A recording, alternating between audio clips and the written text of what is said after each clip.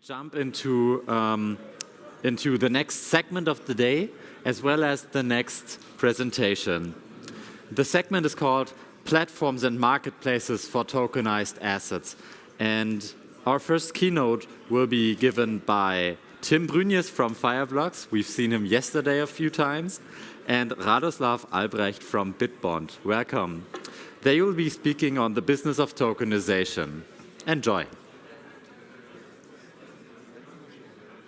Can I start? Yeah. Perfect. Just 1 second.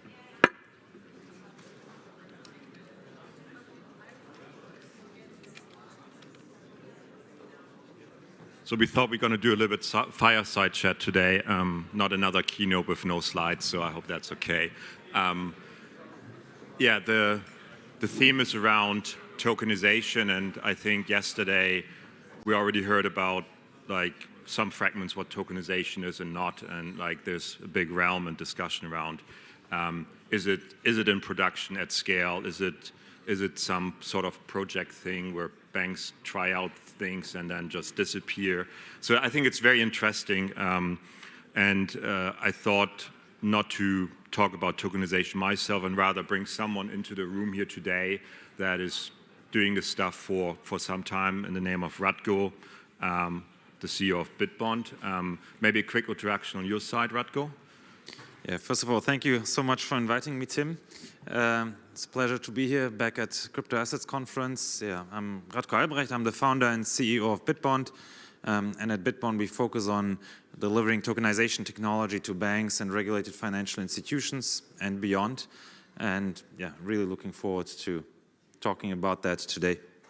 Yeah, so it's great to have you there, and I can also say, obviously, we are partners, kind of, right? We worked on several global tokenization projects with tier 1 banks already, so I think it's very interesting to get your insights on what actually tokenization is. So if you can maybe start with a quick level set, what is tokenization? So what's really happening here and what is not?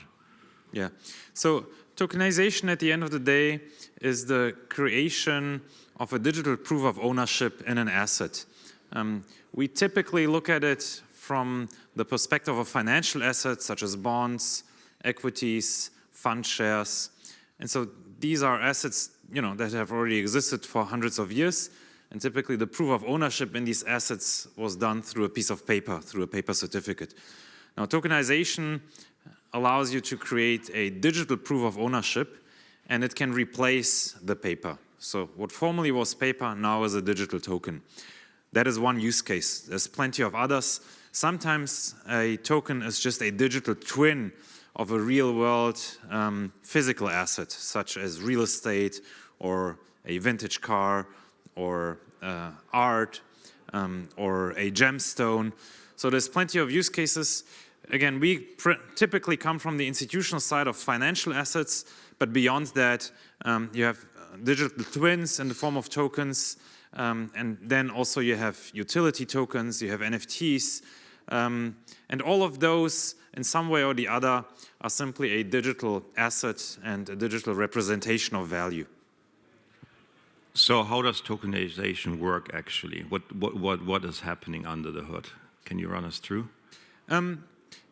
Of course, tokenization always happens on a blockchain. So you would take an existing blockchain, and different blockchains have different methods how tokens are created. On Ethereum and Ethereum-compatible blockchains, or EVM chains as you might call them, EVM stands for Ethereum Virtual Machine, you need something that is called a smart contract in order to deploy a digital token. So this is a method that is specific to the type of protocol that runs under Ethereum and EVM-compatible chains.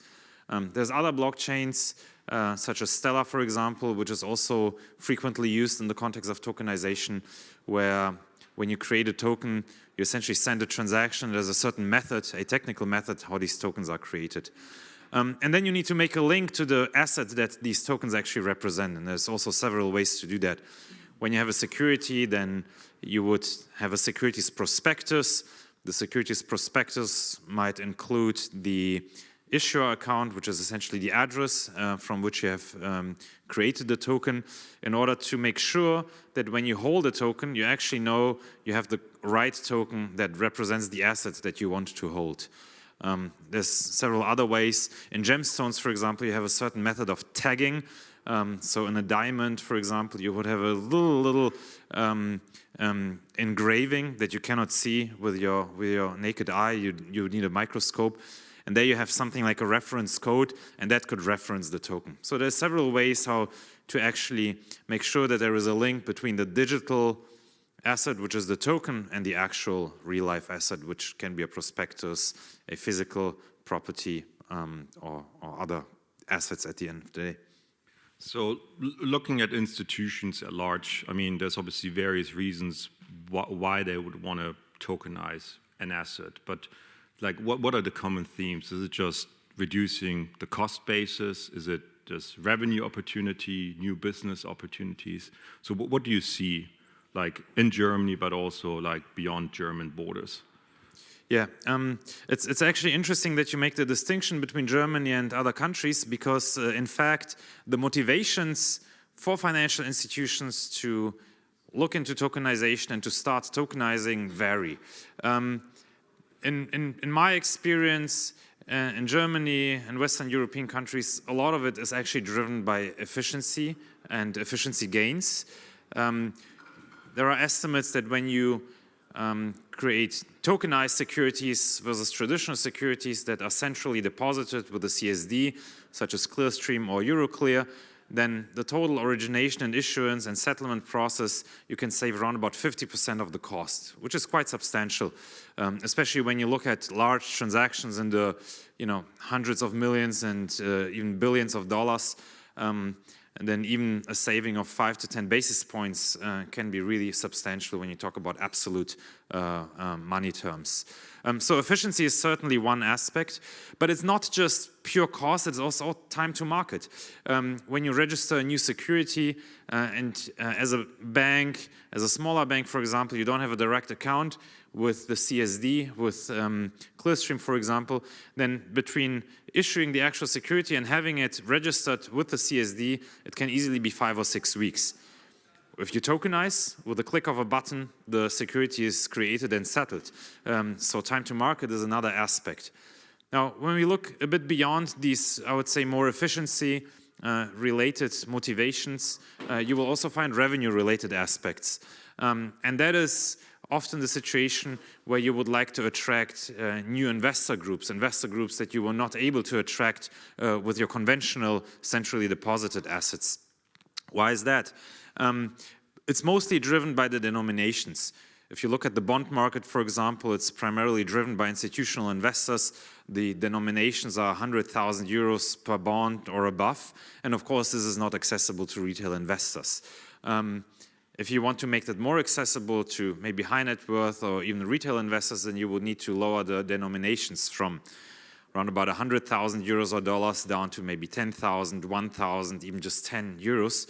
And this is something that is only really feasible and only cost effective if you have a tool such as tokenization at hand, where the efficiency is much, much bigger and where you have more parts of the value chain of the process under your control. And therefore, some banks look into tokenization because they want to make certain assets accessible to a broader investor base. We did such a project with Standard Chartered Bank in Singapore, for example. Standard Chartered is one of the largest corporate bond arranger banks in Southeast Asia, and they arranged a bond of the Union Bank of the Philippines, which issued a $180 million bond to retail investors, which previously was primarily an institutional market. So we see there is plenty of motivations, but there's one camp which you could call the efficiency camp, and the other camp is more the revenue generating camp. So from a use case perspective, if you were to like name the top 3 globally, what's been tokenized and where do you see like real business application?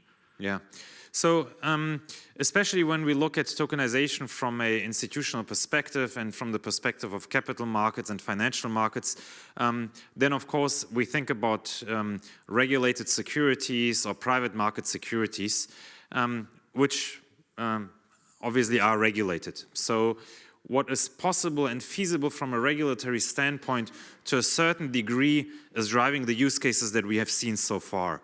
Of course, this is changing.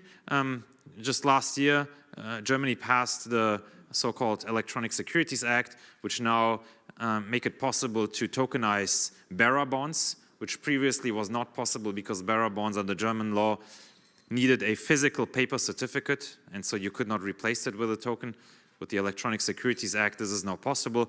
So in Germany, for example, we see a lot of use cases that are rather in the bond area. Of course, a bond can represent many things. It doesn't have to be just your corporate bond where a corporate goes to the capital markets and needs to raise 100, 500 million euros in capital. But there's also different structures that can utilize the legal umbrella of a bond, but can represent real estate, can represent a portfolio of art, can represent a portfolio of vintage cars. So a bond doesn't necessarily have to mean that it's a straightforward corporate bond, but the bond can be used as a structure for other assets. And in fact, we do see most of the use cases so far coming from the area of bonds, not just in Germany, but also in other countries. At the same time, it's just a starting point. Right now, we have 2 projects where we work with larger issuers that are actually tokenizing equity. Fund shares is a big topic that is, I think, growing more and more and where there's a lot of interest. But if you look in the rearview mirror, you will see a lot of the use cases in the regulated space are, from an asset class standpoint, bonds. Okay, that's great. So now we spoke about the glory of tokenization, but run us through what kind of like some of the barriers could be, and maybe also how can institutions overcome this? Yeah, so naturally, if you want to utilize tokenization, either from the standpoint of an issuer or from the standpoint of a bank, there's plenty of hurdles or barriers that need to be overcome. One of them is custody, and I'm not just saying that because you're sitting here, but if you want to deal with tokens, you need to have a way to safekeep them, right? And retail investors might be able to do that in their browser wallet, such as MetaMask or something similar. They install a browser plugin, they have an address, and all of a sudden they can own tokens.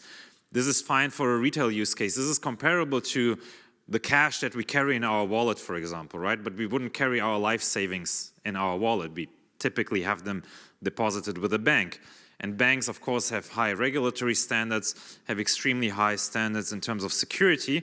And so you need to have a good custody solution. Good news is, over the past 3 or 4 years, there have been companies such as Fireblocks that develop extremely secure custody solutions that at the same time are in compliance with banking-grade expectations towards security, towards information security, IT security. And so this is one of the building blocks that's necessary. The other hurdles that you see, especially when you look at tokenization from an institutional standpoint, is of course technological transformation in general. Those of you who may have seen how long it takes a bank to replace its core banking system, for example, or even to replace something more straightforward, such as a CRM system, these processes typically take several months, sometimes even several years. And the same is true for switching your settlement technology in the area of bonds, in the area of equities. You need to have the technological components in place, custody, tokenization, AML tools, and a few other parts. But of course, you can't just go out and go to the best vendors such as Fireblocks and BitBond and say, well, from tomorrow on, I want to use your software. You need to implement that. And that implementation is often a much bigger hurdle than selecting the right vendors and finding the right technologies, because they're already out there in the market. But we actually together, between Fireblocks and BitBond, have started to support banks even one step earlier, before they implement the technology, but to support them during this concept and transformation phase, because it's so vital to them. And it's one of the hurdles that are certainly there and that need to be overcome. Yeah, so that's what I wanted to ask you, but thanks for answering that already. That, like, how can institutions actually start looking at the journey of tokenization? But nonetheless, I got a bonus question for you here. how important are secondary markets? I mean, we agree that we can pretty much tokenize anything and everything, technically speaking, but if there's no secondary market where you can recycle that asset at some stage, has it a value? Has it maybe a semantic value? So, but what's your outlook on secondary markets? I mean, some stuff is pretty easy. We have a bond market, we have an equity market, but we might not have a market for tokenized real estate, and how do value all of that, and like give me an insight on that one. Yeah, it's a great question. I did not mention it in the list of hurdles or barriers that are there right now, but secondary market is one of the, I would say, more open topics. As I said, custody technologies there, tokenization technologies there. In certain areas, we already have a very favorable regulatory environment. Secondary markets is something tricky. On the one hand, we have plenty of, fortunately today, very well-functioning and secure cryptocurrency exchanges. Coinbase, Kraken, Bitstamp, many others that are providing a very reliable and secure service with high liquidity, low latency, everything that you would expect even as an institutional investor. However, they only list cryptocurrencies for trading right now. There is no security tokens, no tokenized securities that they are listing. And what prevents them is the regulation to the most part. The so-called CSDR, the Central Securities Depository Regulation, currently, at least in Europe, still requires exchanges to only list such securities that are centrally deposited with a CSD, such as Clearstream or Euroclear. Which means that effectively right now, they cannot list tokenized securities. There's first steps to change that with the pilot regime that has been issued by the European Commission, and there will be certain exemptions, and first exchanges, such as the Luxembourg Stock Exchange, are going to utilize those exemptions, but we're certainly in the very early days when it comes to regulated secondary trading. What we have today is we have OTC trading, of course, that's going on, and what we also have are decentralized exchanges. However, decentralized exchanges for many issuers are tricky to use from a regulatory standpoint. I think where we need to get to is we need to have a regulatory environment that allows tokenized securities to be listed on regulated securities exchanges without being centrally deposited. And this is something that's probably going to take easily another 2 to 3 years until we are there. Okay, that's great. So I think I'm going to stop you now because I want to drag in the audience, if that's okay, right? So a couple of questions, because I think it's an important topic to talk about tokenization with Radko in the room, certainly a subject matter expert.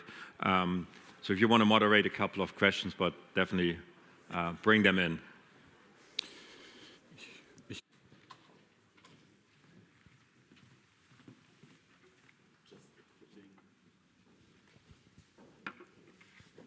Everyone's shy again in the morning. Yeah. Just Hangover. supporting you a little bit with handing over microphones. Maybe we can put a question to the audience, maybe that will... That's also there good. is one. Okay, no. Then if there is one, let's go. Thank you. Hi.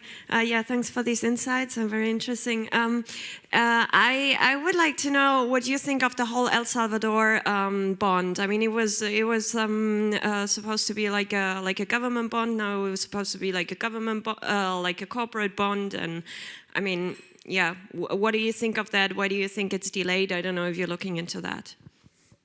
So first of all, in general, there are a few governments that have already looked into issuing tokenized bonds. Maybe not particularly a Bitcoin related one, such as the one in El Salvador, but governments have looked into it. And governments ran into some of the challenges actually that we just discussed. And the main one was secondary market, in fact, because government bonds are typically fairly liquid securities. You know, you have only large institutional investors participating in these markets, and normally they need an exchange listing as a kind of tick the box criteria. And this has been one of the factors, at least from those projects where we were involved with, or the ones that we were following, where governments ran into certain challenges because the feedback that they got from institutional investors was, well, we actually need to have an exchange listing. I'm not too familiar with the details of the El Salvador Bitcoin bond, what is the particular reason that it was delayed. I mean, one speculation that I could make is, of course, since El Salvador announced to hold a certain amount of treasury funds in BTC, the price wasn't going up, let's say. It was rather stagnating or going down compared to the entry point that they had. So I could imagine that this might be one reason. But if they had also institutional investors in mind and not only retail, I could imagine that secondary trading is actually one obstacle. We have 1 minute left, so I'd like you to answer one last question, a little bit brief. All right. Secondary markets and tokenization is a fairly important topic, as just mentioned. And I think the only obstacle is not, or the obstacle is not only regulatory perspective, but also practical perspective. Obviously, the markets are currently trading in an OTC fashion, and the pure fact that you could list it on an exchange doesn't make it a liquid instrument per se, because you need to have some trading going on in that one. How do you think this obstacle could potentially be overcome? Because it will be very important for the issuers in order to avoid price disruption when they are selling in the market but no buyers. On this topic, I gotta say I'm a little bit less concerned, and the reason for that is there's plenty of market makers that I think would pick up assets that are listed. If, and that is an important condition, the assets are of a similar quality like the ones that are used to trade. Of course, if you have only early stage startups all of a sudden going to the capital markets because tokenization allows them to do that, then the quality of assets might not be the one that they expect. But once you have quality assets listed on these exchanges, I think market makers will pick it up and there will be sufficient liquidity. Plus, what we see on decentralized exchanges, one final remark, decentralized exchanges came up with a great innovation, which is liquidity pools, and I think we might actually be seeing at some point in the future a similar concept on conventional exchanges, and these are also methods, let's say, to increase the liquidity of assets that actually look illiquid at first sight.